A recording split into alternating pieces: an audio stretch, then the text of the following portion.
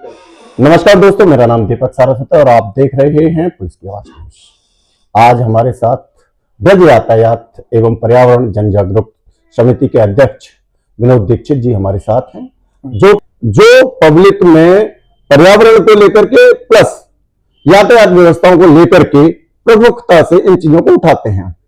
विनोद दीक्षित जी, आपका बहुत बहुत स्वागत है। पहले सभी दर्शकों को मेरा नमस्कार। आपका नववर्ष में स्वागत है 2025। प्रभु से ऐसी मेरी कामना है कि आपकी मनोकामना पूरी हो और आपका नववर्ष बहुत अच्छा गुजरे। कैलेंडर नववर्ष की हार्दिक शुभकामनाएं आप सभी को। दीक्षित जी, आजकल देखा गया है कि मथुरा में ट्रैफिक व्यवस्था इतनी ध्वस्त है कि आप देखिएगा, चाहे स्टेट बैंक चौराया हो या अदरवाइज भूतेश्वर हो, कहीं की लाइटें नहीं जलती हैं। लाइटों पर पैसा खर्च किया गया है यातायात में, और आपने देखा होगा नए स्टैंड के आगे डिवाइडर लगा के रोक दिया गया है। बहुत सारी जगह ऐसी हैं जहां ट्रैफिक व्यवस्था बिल्कुल ध्वस्त पड़ी है। वृंदावन देख लीजिए, कई घंटे लोग जाम में फंसे रहते हैं। तो क्या कहेंगे इस ट्रैफिक व्यवस्था को, क्यों नहीं इस ढंग से चला पा रहे? क्या फिर सिर्फ ट्रैफिक जो व्यवस्था को संभालती है पुलिस, ट्रैफिक पुलिस, उसका ध्यान सिर्फ चालान काटने पर ही है? देखिए, आपने बहुत अच्छा मुद्दा उठाया, उसके लिए पहले तो आपको बहुत बहुत धन्यवाद। जैसे ट्रैफिक व्यवस्था पर्टिकुलर एक व्यक्ति की व्यवस्था ना होकर पूरे एक समाज की व्यवस्था है।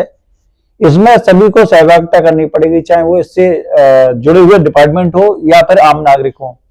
3-4 चीजें बहुत आपने अच्छी उठाई हैं कि लोग जगह जगह पे बैरिकेडिंग लगा के चौराहों को जाम कर दिया, कट को बंद कर दिया गया। ये भी व्यवस्था खराब है, क्योंकि आप किसी के रास्ता रोक नहीं सकते। अब आती है उसमें चुनौती जो आपके इस समय मथुरा में चल रही है जी। मथुरा के हिसाब से अगर बात करें तो लगभग 4 लाख वाहन हमारे हैं रोड पे, जो परिवहन विभाग से एक्टिव हैं आज है। जी, रजिस्टर्ड तो नहीं कह सकते, अच्छा, एक्टिव है जो रनिंग कर रहे हैं। दूसरा 25-26 हजार वाहन हमारे दूसरे जनपदों से, क्योंकि मथुरा धार्मिक नगरी है, इसमें पूरे जो देश से लोग पर डे आते हैं। तो ये पूरा एक आकलन अगर देखा गया है तो यहाँ पे एक तो छोटा शहर है हमारा, दूसरा जो प्रशासन में लोग बैठे हुए हैं जनप्रतिनिधि, उनकी भी जिम्मेदारी बनती है कि इस तरह की समस्या को वो नजरअंदाज कर रहे हैं, चाहे वो यहाँ की सांसद हो या यहाँ के विधायक हो। जिस रोड से वो निकलते हैं वहां पे उनको डेली समस्या का जूझना पड़ता है, लेकिन उनकी आज तक इस पे कोई नजर नहीं गई है। जबकि ऐसा होना चाहिए कि ये व्यवस्था सबकी व्यवस्था अपने आप खराब हो रही है। चाहे डीएम साहब हो, एसएसपी साहब हो, विधायक हो, सांसद हो, ये तो वीआईपी उससे निकल जाते हैं मूवमेंट से। अब इनको समझता नहीं, इनको भी जाम से जूझना पड़ता है, इनकी भी गाड़ियां फंसती हैं, लेकिन वहां पर जल्दी वो ट्रैफिक व्यवस्था उनके लिए, क्योंकि वहां पे लोग उपलब्ध होते हैं, उनकी गाड़ियों में गार्ड चलते हैं, तो वो जल्दी से निकल जाते हैं। लेकिन इस तरह का जो चल रहा है ये गलत है बिल्कुल पूरी तरह से। इसके अंदर में मैं जब बात आ रही है कि कितना स्टाफ था यहाँ पे, 100 का कम थे लोग, तो 200 हो गए, 200 से 400 हो गए, और 200 से 500 के आसपास यहाँ पे अब हो गए हैं ट्रैफिक पुलिस में। हाँ, लेकिन व्यवस्था का पूरी तरह से नाकर क्यों नहीं हो पा रहा है? क्योंकि ना तो आज तक उन्होंने कोई मीटिंग ली, किसी भी तरह की मीटिंग होती है तो केवल वहां तक होती है जो जिसको आम पब्लिक को बुलाया नहीं जाता है। तीसरी चीज ये आती है कि यहाँ पे क्या व्यवस्था बन सके उसका किसी से सुझाव नहीं। दूसरा यह है कि यहाँ पे आप रास्ता रोक नहीं सकते। मेरी पहले ही बात हुई थी एसपी ट्रैफिक जो थे पहले, हरिंद्र सिंह जी, उन्होंने इस चीज को बार बार कहा कि हमारी व्यवस्था बन रही है, उनका ट्रांसफर हो गया। फिर आए देवेश शर्मा जी, उन्होंने भी कही हमारी व्यवस्था बन रही है, कागजों में बनती है वो और धरातल पर नहीं आ पाती है। अब तीसरे वाले आए हैं, ये भी कह रहे हैं कि हम बहुत कुछ करने वाले हैं, हमें मिलकर भी आए, उनको मांग पत्र भी देके आए, उनसे ये भी कह के आए कि आपको जो सहयोग की जरूरत है आप बताइए। किसी भी तरह ऐसा तो नहीं है कि जो देखिए, मैं क्योंकि थोड़ा मेरे विचार या मेरी बातें लोगों को थोड़ी कड़वी लगती हैं, लेकिन क्लियर कहना ज्यादा अच्छा रहता है। कड़वा दवा थोड़ा इलाज अच्छा करती है, बीमारी को जड़ से खत्म करती है। कि आप एक चीज बताइए, कोई भी अधिकारी आता है उसको यहाँ के भूगोल के बारे में पता नहीं होती। यहाँ के जो समाज सेवी लोग हैं जो ट्रैफिक में कार्य कर रहे हैं या और भी बहुत सारी चीजें हैं उनमें कार्य करते हैं, उनको यहाँ के भूगोल के बारे में पता होती है, रूट्स के बारे में पता होती है, तो क्या उन लोगों के साथ एक बार आकर के जैसे ज्वाइन करते हैं, ड्यूटी जब पकड़ते हैं यहाँ पर आकर के, तो उस टाइम उन लोगों से सलाह नहीं ले सकते सर आपके यहाँ के? मैं बताना चाहूंगा, जो पूर्व में हमारे यहाँ पे ब्रजेश कुमार सिंह जी रहे, उनको हमने यहाँ पे रूट प्लान दिया वृंदावन में ई रिक्शा का। उन्होंने कि कैसे बनेगा, हमने बना के दिया उनको रूट बना के दिए। रूट के हिसाब से हमने ई रिक्शा पे नंबर भी डाल के दिए। कुछ समय बाद देखा गया कि लोगों को उगाही का साधन बन गया। हर ई रिक्शा से 500 रुपए महीने लिए गए, जो कि इलीगल थे, और करोड़ों रुपए का बंदरवाट हुआ। उसमें मैं ये भी कहना चाहूंगा, इसमें प्रशासन भी शामिल है। जो वृंदावन में उगाही हुई उसमें प्रशासन के लोग भी शामिल हैं, और वो पैसा वहां तक पहुंचता है, इसलिए आज तक कोई कार्रवाई नहीं हुई उन लोगों से। अब वहां पर देखा गया कुछ डीलर भी उसी में इन्वॉल्व हो गए। जो ई रिक्शा था 1.5 लाख रुपए का, 2 लाख रुपए का, 1.25 लाख रुपए का उन्होंने बेचा कि हम परमिट भी देंगे आपको, जबकि गवर्नमेंट से परमिट था। अनऑथराइज उन्होंने गोगाई करी। अच्छा, एक चीज और देखने को मिली है, और वो इस तरह से हो गया कि लोगों का पैसा जरिए। हमने तो फ्री में निस्वार्थ सेवा भाव से काम किया, और जहां से जाके हमने अपना टाइम दिया वृंदावन में जाकर, किसी से कोई कुछ नहीं। हम लोग चाय के भी गाली नहीं है वहां पे। दिखती एक चीज नहीं मैंने देखा, नोट किया है कि जिन लोगों को ई रिक्शे से कोई वास्ता नहीं होना चाहिए, जिन लोगों के व्यापार बहुत बढ़िया चल रहे हैं, जो डीलर बने हुए हैं ई रिक्शे के, है ना, या जो समाज सेवी हैं या राजनेता हैं, उन्होंने 10-10, 15-15 रिक्शे निकाल रखे और किराए पे दे रखे हैं। वही मैं बताना चाह रहा था कि वहां क्या किया है डीलरों ने, वहां पे प्रशासन से सांठगांठ करके एक पूरा एक ग्रोह टाइप का बनाया, और छोटे छोटे ई रिक्शा को लट्ठों से जबरदस्ती उगाही करवाई गई, और वहां से पैसा उगाही करने के बाद में करोड़ों रुपए का घोटाला है वो।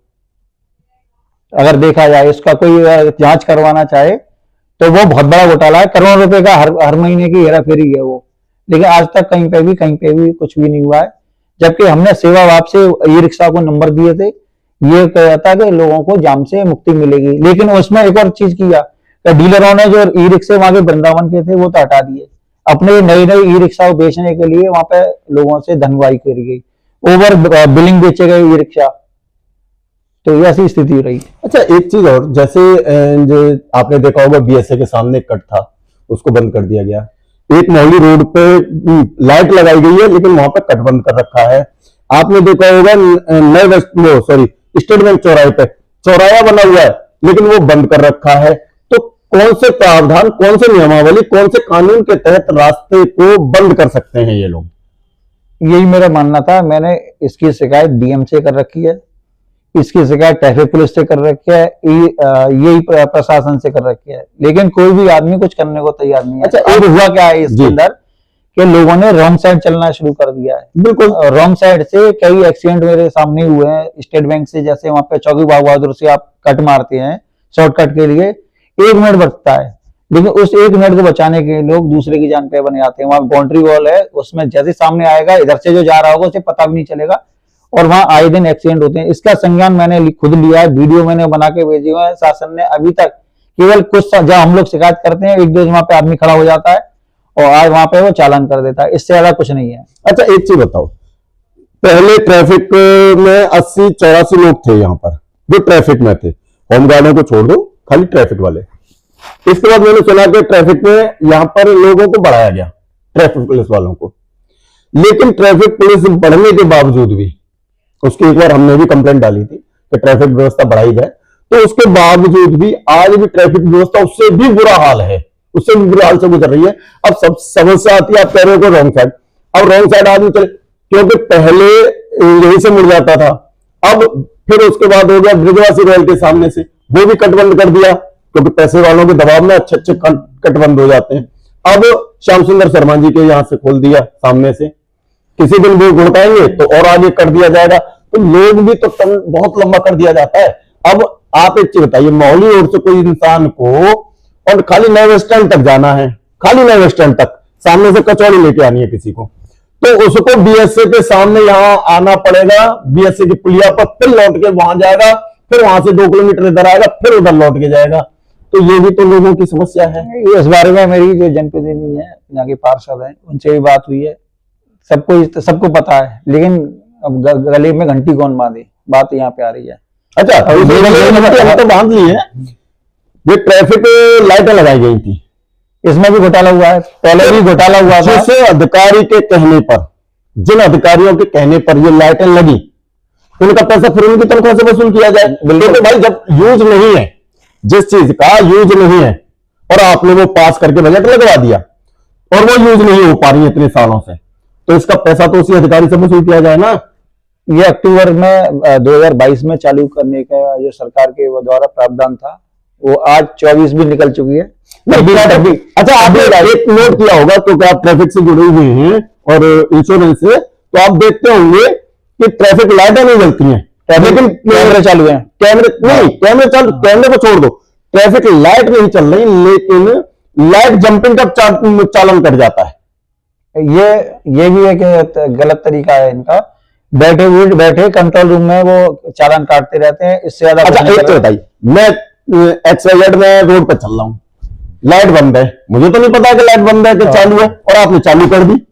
मिनट से पहले चालू कर देते हैं, वो मिनट से पहले बंद कर देते हैं, कब चालू कर देते हैं, कब चालान कर देते हैं, किसी को पता ही नहीं है। आपके दर्शकों के आपके माध्यम से ये कहना चाह रहा हूँ कि हम लोग बहुत जल्दी एक DM से मिलेंगे यहाँ के, और DM साहब से मेरी बार बार रिक्वेस्ट थी कि जब भी आपके यहाँ सड़क सुरक्षा की मीटिंग रहती है, उसमें 3-4 बार, जब 2020 के बाद में हम लोगों को बुलाया नहीं गया मीटिंग में, जबकि पहले जो DM होते थे वो हमें बुलाते थे, हमारे प्रतिनिधि जाते थे या हम जाते थे उस मीटिंग में, अपने सुझाव देते थे जनता की तरफ से, वो इन्होंने बंद कर दिया। उसके बाद भी मैंने यहाँ से बोला गया, मतलब 100 बातों की एक बात ये कहें कि अब जो अधिकारी वर्ग मथुरा में आ रहा है वो जनता से कनेक्ट नहीं हो पा रहा है। 100 बातों की एक बात ये है। नहीं, एक और चीज है इसमें, एक वो जो आप बता रहे हैं वो तो यही है, और मनमाने तरीके से काम कर रहे हैं, मनमाने तरीके से काम कर रहे हैं, जिसमें जनप्रतिनिधि कोई हस्तक्षेप नहीं है, ना उन पे कहने का कोई लगाम है। तो सीधा सीधा सा कहा जाए कि न तो जनप्रतिनिधियों को कोई मतलब है जनता से, ना अधिकारियों को कोई जनता से मतलब है। वो आ रहे हैं, अपनी कुर्सियों पर बैठते हैं और अपना कार्य किया और अपनी ड्यूटी पूरी